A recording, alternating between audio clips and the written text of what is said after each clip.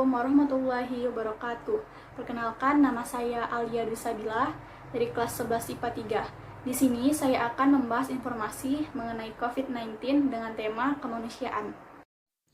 Di tengah pandemi virus COVID-19 ini, tidak sedikit muncul stigma buruk dari masyarakat, yang biasanya ditujukan kepada pasien dan tenaga medis yang berkaitan dengan COVID-19.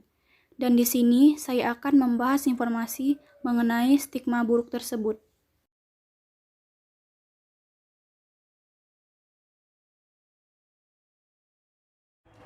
Di tengah wabah COVID-19 yang sedang booming, adakah stigma buruk setelah pandemi virus COVID-19 ini? Ada, karena penyebaran virus corona yang terus meningkat dapat menimbulkan banyak stigma di masyarakat. Salah satunya stigma negatif yang terjadi pada tenaga kesehatan, seperti para staf medis, termasuk perawat dan dokter yang berasal dari Rumah Sakit Umum Pusat Persahabatan, yang sempat mendapatkan perlakuan diskriminatif karena menangani pasien COVID-19. Contoh diskriminatif yang mereka alami yaitu tetangga di kediaman mereka masing-masing menstigma mereka itu membawa penyakit, sehingga banyak di antara mereka mendapatkan perlakuan yang tidak baik atau lebih tepatnya mereka dikucilkan oleh masyarakat sekitar, yang menyebabkan mereka terpaksa angkat kaki dari kediaman tersebut karena merasa tidak nyaman.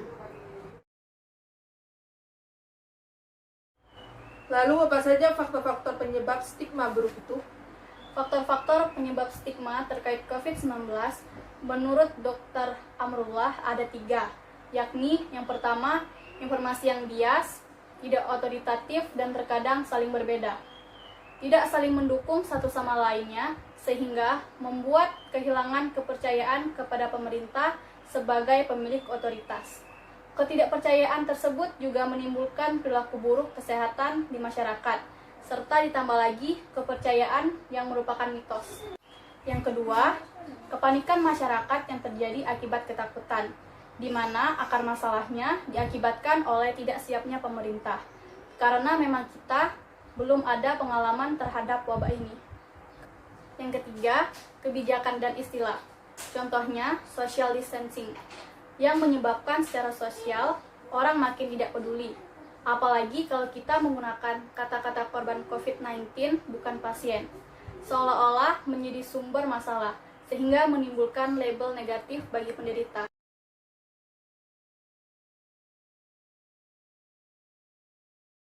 Dan apa bahaya dari stigma corona ini? Bahaya dari stigma corona mencakup 3 hal. Yang pertama, membuat orang menyembunyikan status kesehatan. Kemudian yang kedua, membuat orang enggan memeriksa diri. Dan yang ketiga, membuat orang kabur saat akan diperiksa, diobati atau dikarantina, sehingga memperbesar risiko penyebaran di masyarakat.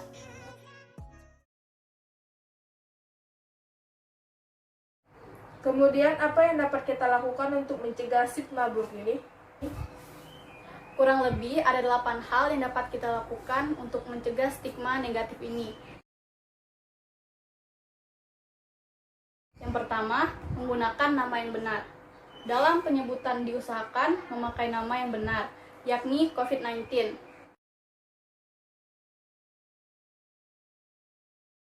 Kemudian yang kedua, jangan menyebut pasien dengan korban.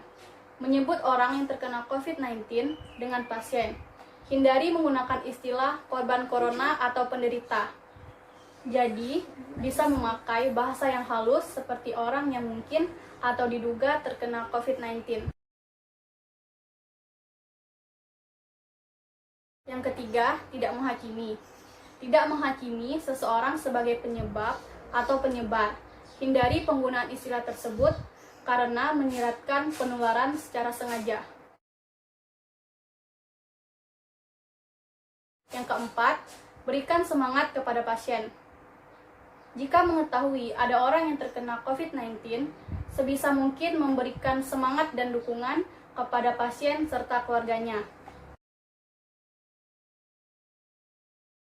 Yang kelima, berikan penghargaan kepada tenaga kesehatan.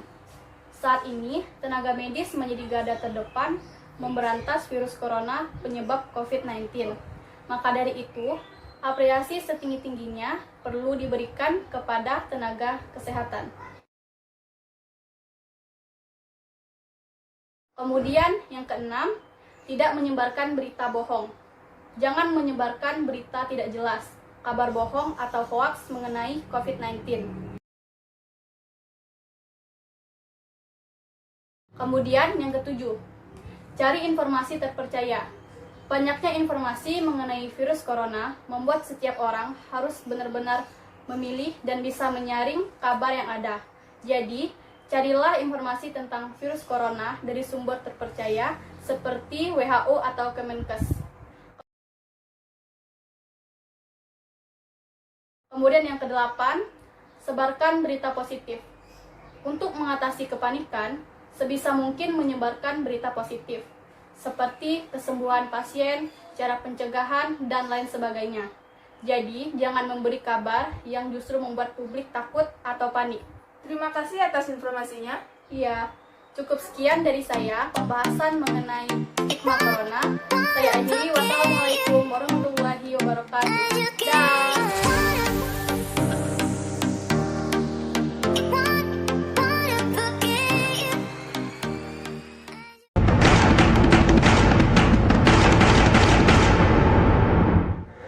Ya, pemirsa, itu tadi statement yang kita dengarkan dari Dr. Erlina, juru bicara untuk penanganan COVID di DKI Jakarta. Pemirsa, saya ingin ke Pak Imam sebelum kita menjawab soal WhatsApp. Ini lebih menarik nampaknya untuk kita bahas terlebih dahulu. Ternyata seperti itu loh masyarakat responnya terhadap pejuang-pejuang COVID-19. Cukup menyedihkan. Secara sosiologis kita melihat ini ada fenomena apa, Pak Imam? Ada dua hal yang berbeda. Satu adalah empati, bagaimana kita membayangkan orang lain, apalagi menjadi dokter, menjadi perawat gitu. Itu adalah proses empati. Bagaimana kita menempatkan diri. Kalau seandainya saya jadi dokter, kalau seandainya jadi perawat dalam konteks, dalam situasi seperti ini, itu empati. Nah, terus kehati-hatian. Nah, jadi di satu sisi karena berita bahwa virus ini memang begitu mudahnya menular, dan kita tahu dokter, perawat itu terekspos ya oleh pasien-pasien itu, sehingga ada rasa kehati-hatian. Nah, yang menjadi soal adalah kita boleh hati-hati dan memang harus hati-hati, tetapi juga harus kita berempati. Jangan sampai dokter yang memperjuangkan, perawat yang mempertaruhkan jiwanya, terus kemudian pulang ke rumah dia menjadi kayak di stigma, kayak dia terus kemudian menjadi orang yang harus dijauhi. Nah, bagaimana kalau seandainya kita dalam posisi anak kita seperti itu? Nah, padahal dokter ini sekarang ini tidak hanya sekedar perlu didukung fasilitas pertahanannya. Tadi dia dokter Erlina itu meminta supaya ini harus ada peralatan yang bisa mempertahankan dia dari kemungkinan tertular. Tapi juga harus ada dukungan psikologis. Jangan sampai dia itu menjadi kecil hati. Sudah saya harus mempertaruhkan nyawa saya, menolong masyarakat, terus kemudian masyarakat tidak ada empati dengan mengatakan sesuatu yang menstigma dia, yang membuat jadi dia itu seperti kayak pesakitan. Padahal dokter tuh tahu bagaimana melindungi dirinya. Tapi wajar nggak sih sikap dari masyarakat begitu di tengah mereka yang penuh kecemasan dengan wabah corona ini, terus mereka kehilangan empati dan simpati mereka terhadap para medis? Ya itu tadi, dalam situasi kayak gini nggak boleh kehati-hatian ya, terus kemudian menjadi tumpul empati kita. Nah, Anda bayangkan kalau Anda sendiri anaknya misalnya terinfeksi, apa mungkin kamu pergi sana? Itu anak kandung kita. Walaupun kita tetap harus hati-hati karena anak virus yang terinfeksi pada anak kita itu bisa menular. Tapi kita nggak mungkin mengucapkan kata-kata yang begitu mengherdik anaknya, yang sehingga anaknya yang sedang dalam derita, terus kemudian dia menjadi lebih kecil hati lagi. Padahal virus ini bukan sama sekali tidak mungkin disembuhkan. Dia disembuhkan dengan antibody, dengan disembuhkan dengan optimisme, disembuhkan dengan rasa gembira di dalam hatinya yang tidak menimbulkan menjadi dia itu secara psikologis menjadi down.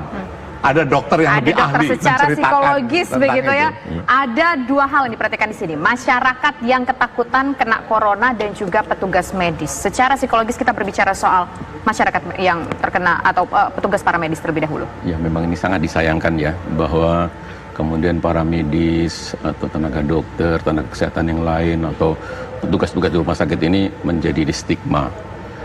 Tapi bahwa kita harus tahu bahwa mereka sudah berupaya sedemikian rupa menggunakan alat pelindung diri yang baik. Dan mereka juga sudah ada SOP, ada suatu standar bahwa bagaimana memasang APD, bagaimana harus cuci tangan, bagaimana harus mandi, bagaimana harus membersihkan diri. Karena mereka pun pada dasarnya tidak mau terinfeksi. Mereka mencoba untuk berusaha sekuat tenaga menolong orang yang terinfeksi, tapi jangan sampai dia terinfeksi. Nah, ini tadi saya setuju dengan Pak Imam tadi bahwa kita harus berempati, bahwa kita harus memberi dukungan ini. Makanya kalau Dr. Erlina meminta APD, saat ini memang sudah datang banyak APD.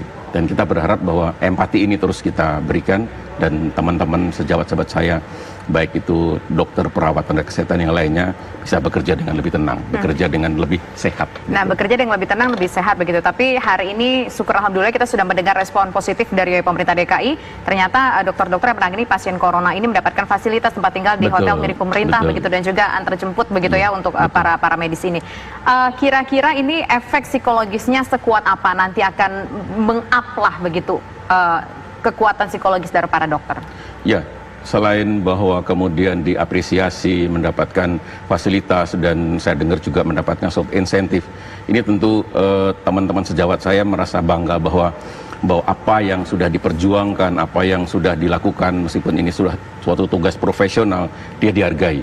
Dia merasa bahwa saya berharga, dan seperti tadi Pak Iman, bahwa kita mengerjakan dengan rasa senang, kita mengerjakan dengan kebanggaan. Moga-moga ini yang meningkatkan autoimun atau antibodi di dalam teman-teman sejawat saya. Nah, oke, baik. Nah, sekarang coba kita ingin ke Pak Imam lagi. Ya. Pak Imam, kalau melihat apa yang sudah dilakukan oleh pemerintah DKI Jakarta terhadap para dokter ini apakah sebuah tindakan yang cukup baik, sangat baik, atau mungkin ada hal lain yang bisa dilakukan untuk mereka? Jadi saya sangat menghargai ya upaya memberikan fasilitas ya, misalnya kayak penginapan, hotel ya untuk para dokter perawat. Nah, apalagi sudah ada alat transportasi. Nah, cuma harapannya kalau boleh ditingkatkan. Saya tadi nanya kepada Dr. Erlina dan Dr. Rita, kepala rumah sakit Persahabatan. Jadi yang mereka butuhkan adalah satu, penginapan yang dekat dengan rumah sakit. Karena apa? Dokter itu dia nggak tega meninggalkan pasien-pasiennya terlalu lama. Tapi dia juga butuh istirahat.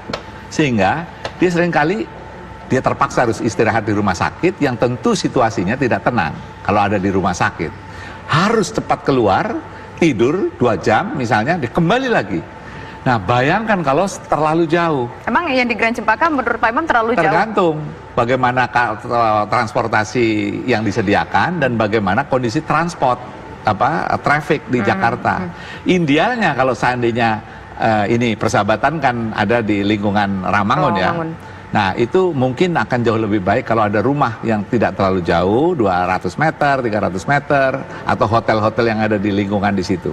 Itu yang idealnya. Terutama siapa? Bukan dokter malah.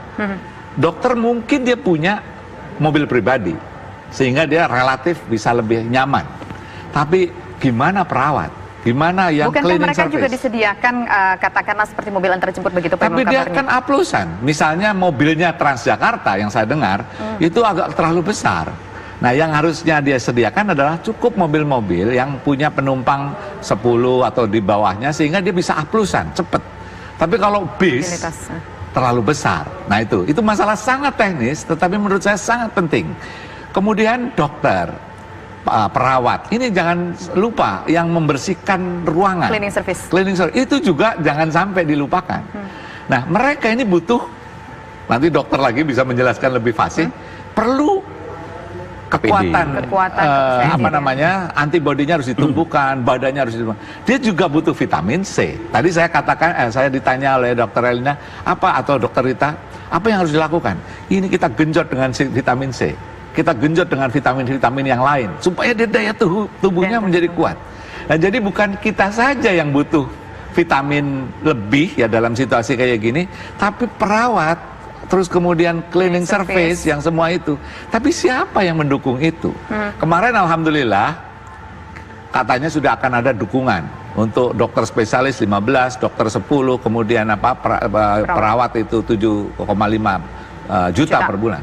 Tapi apa artinya uang segitu ya dibanding pengorbanan yang diberikan oleh orang-orang para frontlinernya, mempertaruhkan nyawa loh itu. Keluarganya itu semuanya juga dia rela untuk ditinggal demi tugas itu. Nah, itu empati yang harus kita bangun sebagai masyarakat ya. Dan mari kita sama-sama dukung, kirim itu vitamin C, jangan sampai kekurangan para juru rawat, OB semua, dan pemerintah harus nomor 1 itu yang namanya APD ya. Itu disediakan. Nah, kalau Jakarta katanya sudah lebih baik ya karena dekat dengan pemerintah pusat dan DKI. Tapi bagaimana dengan yang rumah sakit di daerah? Nggak usah jauh-jauh lah. Di Purwakarta hari ini saya telepon, terus belum lagi di daerah Bekasi. Itu yang harus diprioritaskan. Tentunya memang para medis ini harus mendapatkan perhatian yang khusus pemirsa, karena hari ini saja kita mendapatkan informasi dari pemerintah DKI Jakarta menyebutkan sudah ada 50 orang dokter yang terinfeksi corona di 24 rumah sakit di DKI Jakarta.